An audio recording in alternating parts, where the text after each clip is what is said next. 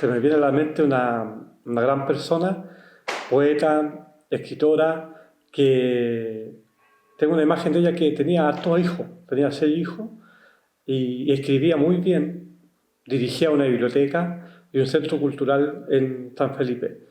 La recuerdo siempre en la biblioteca, esa imagen tengo, y que tomábamos mucho café y muchas tardes de conversaciones.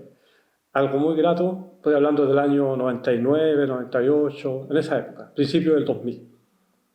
Y conservo bellos recuerdos de Azucena, hasta que enfermó y la vinculación que teníamos en esa época con Valle Aconcagua justamente se inició con Azucena, porque cuando yo conocí el grupo cultural Clepsidra, en aquella época, que ellos sacaron una antología, estaba Cristian Cruz, Carlos Hernández, Rodrigo Martel, y recuerdo que, Camilo Muró, y recuerdo que ellos me mencionaban mucho a Azucena. ¿Quién es Azucena? Decía yo, hasta que me hicieron un día la encuesta en la biblioteca municipal. Y fui a verla y claro, estaba ahí en la biblioteca y de ahí nos conocimos y se produjo una amistad que perduró hasta el año que ella falleció, que es el año 2016. Estamos hablando de una época que costaba publicar libros, era muy difícil, no habían prácticamente acá en San Felipe editoriales, habían imprentas pero no editoriales. Entonces sacar un libro había que imprimirlo en Santiago, era todo un trabajo. Bueno, ella se consiguió los recursos y pudo publicar la antología Clepsidra de aquella época. Se editó, creo que, igual se editó en San Felipe, pero fue una edición limitada por los recursos. Entonces fue todo un acontecimiento social y cultural publicar a finales de los años 90, cuando todavía los libros, como explicaba, no eran muy masivos, la producción de libros. Y claro, ella se convirtió en una especie de maestra, se podría decir, porque muchas personas empezaron a conocerla y a requerir su servicio en los prólogos de los libros, recuerdo, en búsqueda de investigación, sobre todo cuando empezó la Universidad de Playa Ancha a trabajar el tema de la literatura local, concurrían a ella a hacerle consultas y como gestora cultural también tenía ese otro trabajo. Entonces, y aparte de eso, organizaba encuentros de escritores a nivel nacional e incluso internacional. Entonces era un personaje importante de la literatura de Aconcagua de fines del siglo XX y principios del siglo XXI. Azucena tenía una poesía muy hermética, hay que reconocerlo, con imágenes muy personales. Yo siempre le decía como que escribía de un modo espiritual, como que percibía la esencia de cada situación.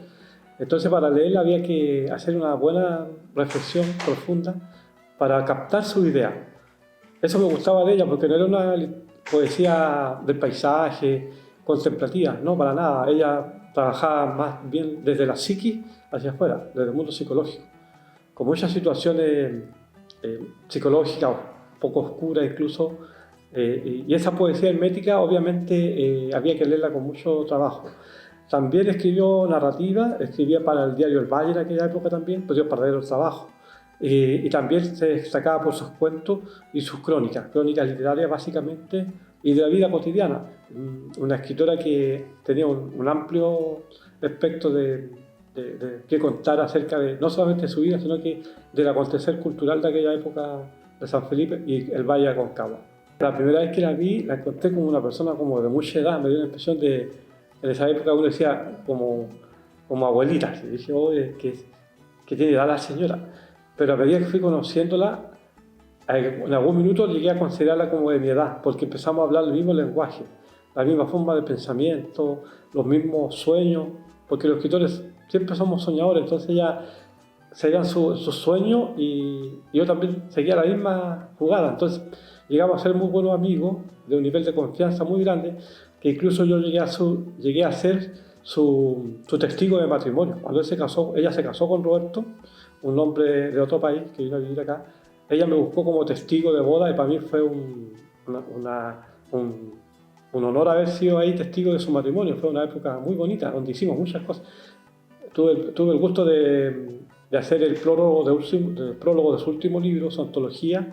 Trabajamos un año con ese libro y ahí un enlace fue muy profundo. Mucha amistad, mucho cariño, mucho respeto. Y me quedo con los mejores recuerdos de ella, de todas maneras. Momento inolvidable.